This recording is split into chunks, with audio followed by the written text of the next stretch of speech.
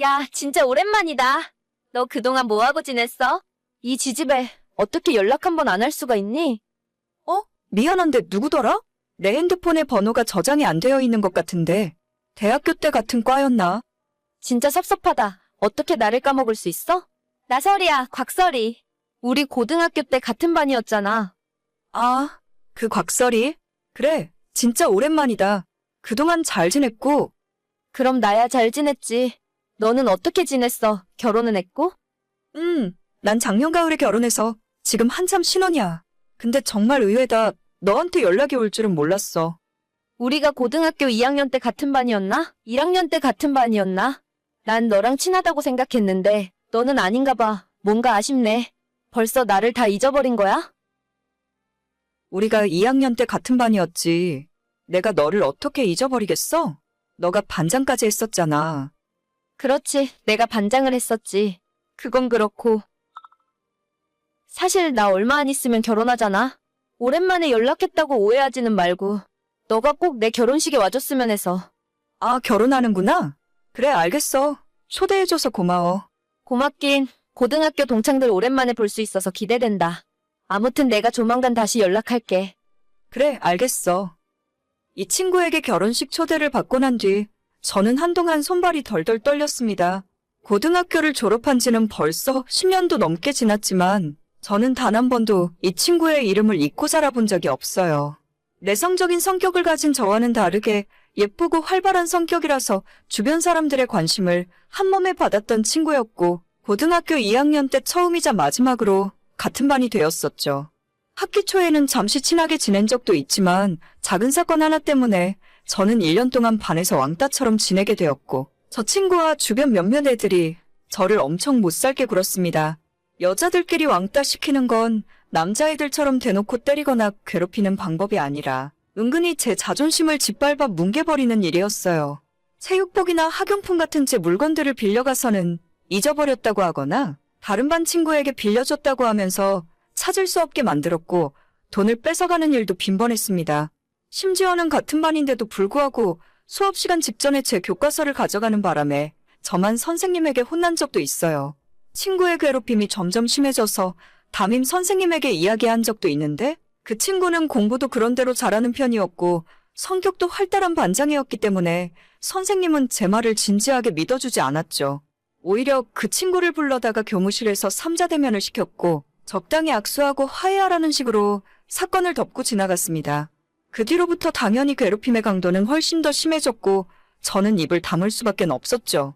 덕분에 안 그래도 내성적이고 조용한 성격이던 저는 고등학교 졸업할 때까지 학교에서 있는 듯 없는 듯 기죽어서 지냈고 한때는 다른 사람들 앞에서 평범하게 말하는 것조차 힘들 정도로 후유증이 심하게 남았어요.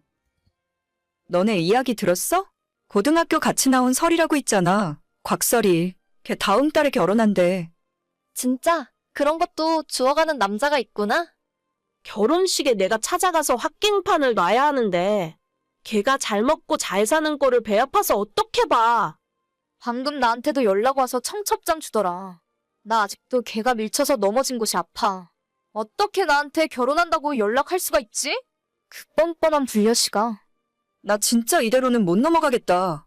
우리는 아직도 걔 때문에 힘들고 스트레스 받으며 사는데 자긴 다 까먹고 결혼식 오라고 초대를 할 수가 있어. 나 그 결혼식 갈 거야. 가서 뒤집어 놔야 직성이 풀릴 것 같아. 야, 그럼 우리 이렇게 한번 해볼까? 그 친구들 3명은 대학에서 친해졌어요. 고등학교 시절엔 다들 조용한 성격이라 서로의 존재를 모르고 지냈지만 같은 대학 다니면서 만나게 되었고 우리 모두는 한 가지 공통점이 있었습니다. 설이를 비롯한 당시 고등학교의 일진 애들한테 괴롭힘을 당하고 반에서 왕따를 당한 적이 한 번쯤은 있었다는 사실이에요. 그 무리들이 일반 학생들을 괴롭히면서 돈과 물건을 뺏고 때리고 모욕을 주는 일이 너무 흔했기 때문에 대부분의 친구들은 걔네들에게 원한 하나씩은 품고 있었거든요.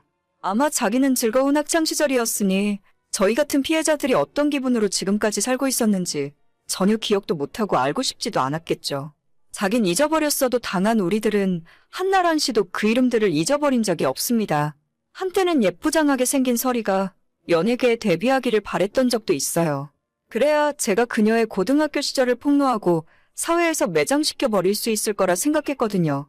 제가 먼저 하던 다른 친구가 먼저 폭로를 하거나 걔한테 당한 사람이 한둘이 아니니까 다 같이 한마디씩 하면 아니라고 발뺌할 수도 없었을 텐데 불행인지 다행인지 대학교 들어간 이후로는 거의 소식을 들을 수 없었고 사회생활하면서 점점 옛날의 기억도 희미해져 갔습니다. 하지만 문득문득 그때 끔찍했던 시간들이 떠오르는 날에는 하루 종일 기분도 안 좋고 나를 상처 입혔던 사람들에게 복수하고 싶다는 생각을 자주 하기도 했어요. 언젠가 살면서 한 번은 마주치겠지. 그때는 내가 통쾌하게 되갚아주겠다는 상상을 하곤 했었는데 이런 식으로 먼저 연락이 올 줄은 꿈에도 몰랐습니다. 나 이제 다음 주면 결혼식이야. 너가 꼭 와줄 거지?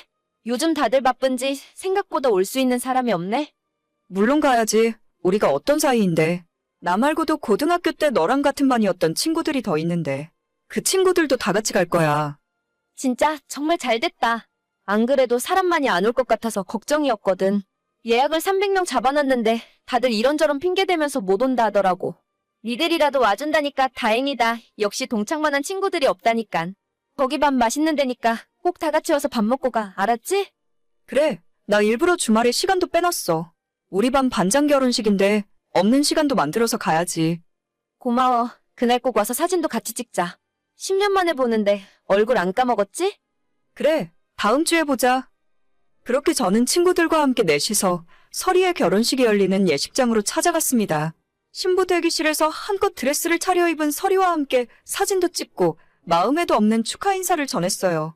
서리는 우리들을 전혀 못 알아보는 눈치였지만 고등학교 때 동창이었다고 하니까 억지로 웃으면서 반갑게 맞이해주더라고요. 오죽 찾아올 사람이 없었으면 우리한테까지 연락을 했을까 싶었지만 일단 오늘은 하객으로 축하해주러 온 거라 다들 덕담을 주고 받았습니다. 멀끔하게 잘생긴 신랑 얼굴도 보고 식이 끝나고 친구들 올라와서 사진 찍으라고 할 때 저희 넷이 다 같이 올라가서 사진도 같이 찍었어요. 피로 현장에서 밥까지 야무지게 먹고 나름대로 즐거운 하루를 보냈습니다. 딱 한 가지 저희가 계획했던 복수는 전날부터 미리 준비해간 축의금 봉투를 동창인 서리에게 준 것이 아니라 신랑 쪽으로 제출했습니다. 그 안에는 저희가 주는 축의금 5만 원과 며칠 전부터 정성 들여 쓴 편지가 들어있었죠. 반드시 신랑 혹은 신랑 측 부모님에게 전달해달라는 메모를 적어두었고 그 효과가 나타났는지 하루 만에 다시 친구에게서 연락이 오더라고요. 야, 너희들 진짜 미쳤어? 너네 내 결혼식에 뭐하러 온 거야? 너가 청첩장을 보냈으니까 갔지. 왜? 내가 준 축의금의 액수가 적었니? 너 어떻게 나한테 그럴 수가 있어? 우리 친구 아니었어? 친구, 우리가 한 번도 친구였던 적이 있나? 너가 나한테 뺏어간 돈만 30만 원은 되겠다. 혹시 축의금이 모자라면 내가 고등학교 때 미리 줬다고 생각해. 내가 너한테 돈 좀 빌린 것 때문에 이러는 거야? 아무튼 너희들 그거 장난이라고 빨리 이야기 좀 해줘. 시부모님들이 이혼하라고 난리야.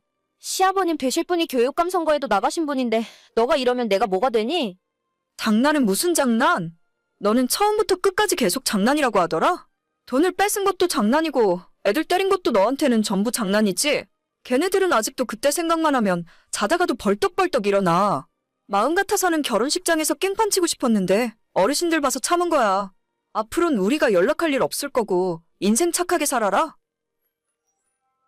저희 네 사람이 신랑 측에 전달한 축의금 봉투 안에는 고등학교 시절 서리가 저희에게 했던 수많은 악행들이 빼곡하게 적혀 있었습니다.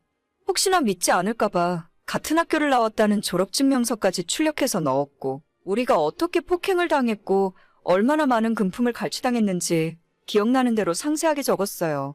모범생인 척 뒤로 호박씩 가면서 술과 담배를 하고 옆 학교 남자애들 만나서 놀던 이야기까지. 서리는 기억하지도 못할 과거의 모든 사실들을 다 고발하는 내용의 편지였죠.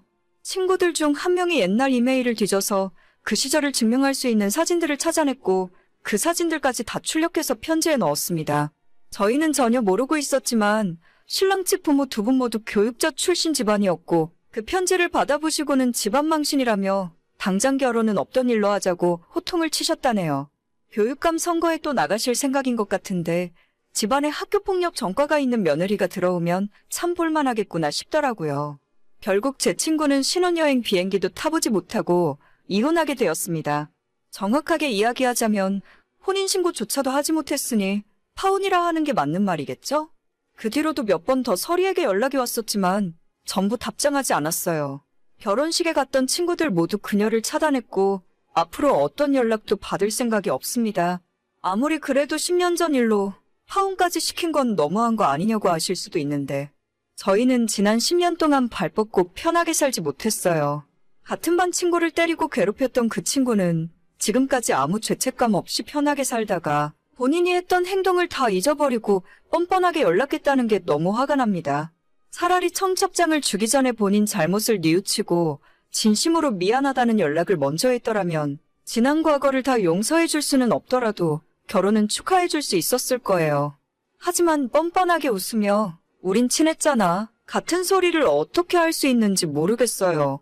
죄를 지었으면 벌을 받아야 하고 10년이 아니라 20년이 지난 상황이더라도 저는 절대 그 이름 석자를 잊지 않고 있었을 거예요.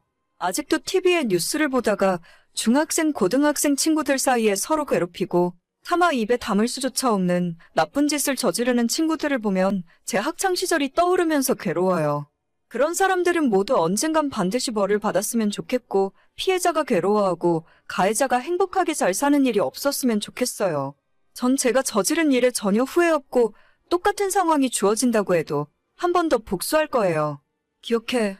내가 평생 너 지켜보고 있을 거야. 오늘의 사연은 여기까지입니다. 구독과 좋아요, 알림 설정은 많은 힘이 됩니다. 다들 행복하시고 좋은 하루 되세요.